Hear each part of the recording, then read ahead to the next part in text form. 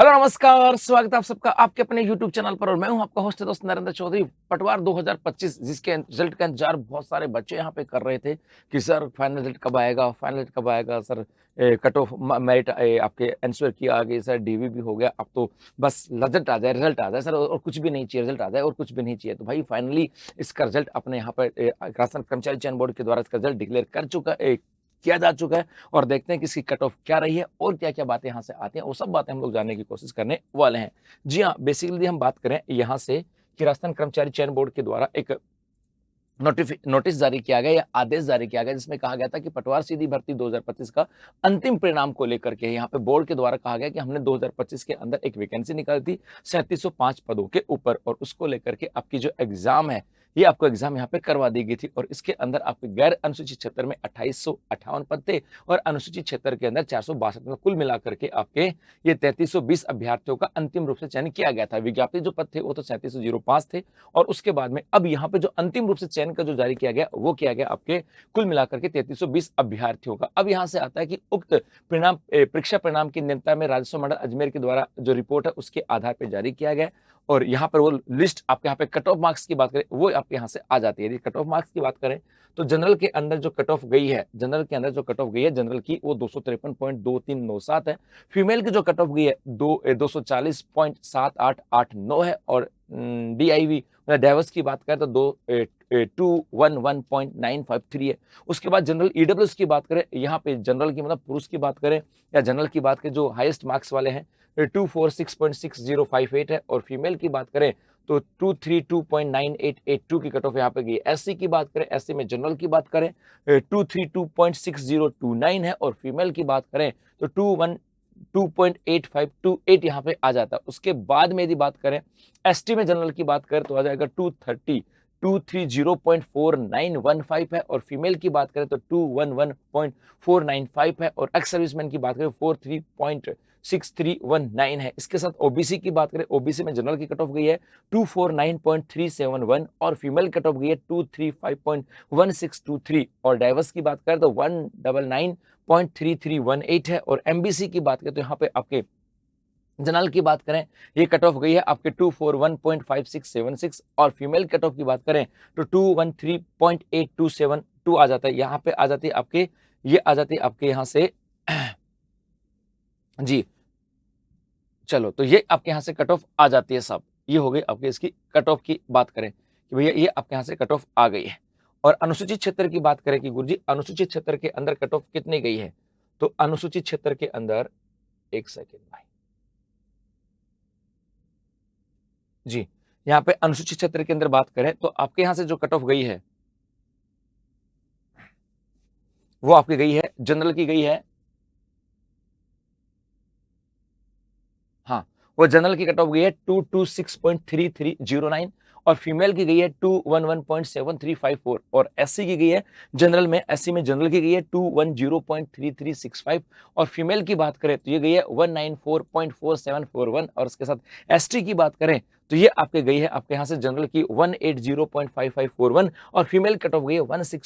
164.0501 तो ये आपके यहाँ पे कट हो गई है। इसके बाद आप देखोगे ना तो आपके बाद में उसके बाद में यहाँ पे कर्मचारी चयन बोर्ड के द्वारा एक लिस्ट जारी की गई जिसके अंदर ये नाम दिए गए कि भैया ये आपके एप्लीकेशन नंबर थे, ये रोल नंबर थे, कैंडिडेट का नाम है, फादर्स नेम है, मदर्स नेम है, डेट ऑफ बर्थ है, उसके बाद में किस कैटेगरी के अंदर आपका रिजल्ट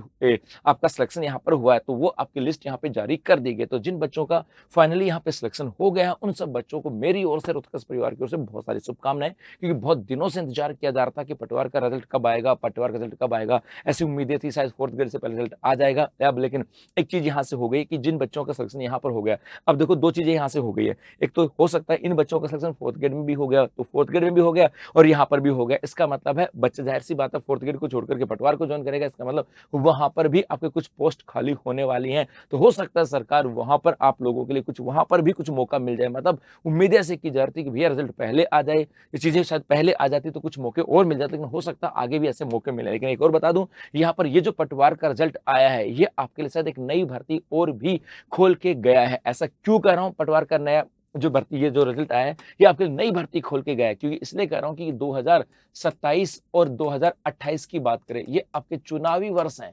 ये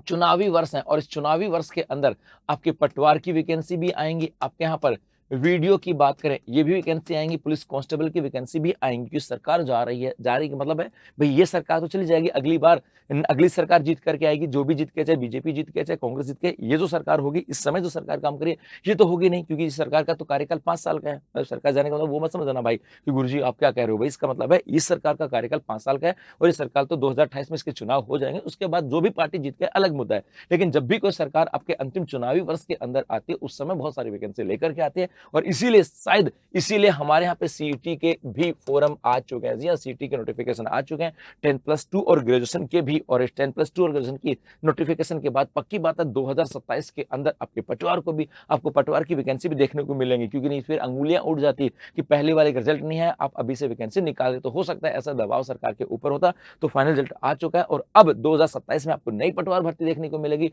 नई वीडियो भर्ती देखने को मिलेगी। इसके अलावा आपको पुलिस कांस्टेबल की भर्ती में देखने को आपको मिलने वाली है। इसका मतलब अब आपको यहाँ से तैयारी बराबर रखनी है। हो सकता है भाई इसके अंदर डीवी तो बहुत सारे बच्चों को हुआ था, इसमें बहुत सारे यहाँ पे लगभग आपके जो 3400 के आसपास जो 3705 की बात करें, इनको यहाँ पे सिलेक्शन हो जाएगा। अभी 3400 आए, बाकी और भी आ जाएंगे, लेकिन बाकी जो बच्चे थे वो अपने मन में हताशा या निराशा लेकर के न आए क्योंकि आप लोग उस डीवी तक पहुंचे। इसका मतलब आपकी तैयारी उस लेवल की है कि आने वाला मौका वो आपका इंतजार कर रहा है क्योंकि आप लोगों ने तैयारी की थी। अब यदि डिमोटिवेट होकर के और अब आपने अपने आप को ऐसा सोच लेना कि यार नहीं होगा, तो फिर मामला बिगड़ जाएगा कि आपने वो तैयारी उस लेवल की थी और अब वो तैयारी उस लेवल की है। यदि आप डीवी तक पहुंचे, यदि उस तैयारी को आप कंटिन्यू रखोगे, तो फिर आपके सिलेक्शन को कोई रोक नहीं सकता। जी हाँ, और इसीलिए उत्कृष्ट क्लासेस आपके जयपुर और जोधपुर सेंटर पर आपके ऑफलाइन और ऑनलाइन बैच लेकर के सीटी 2026 10+2 के। जी हाँ, यदि आप 10+2 की सीटी की तैयारी कर रहे हो तो हमारे जयपुर और जोधपुर सेंटर पे ऑफलाइन और ऑनलाइन बैचेज हैं जो कि आपके 90 दिन का बैच है, 600 घंटे की प्लानिंग है जहाँ पे आपके 15 टेस्ट भी होने वाले हैं।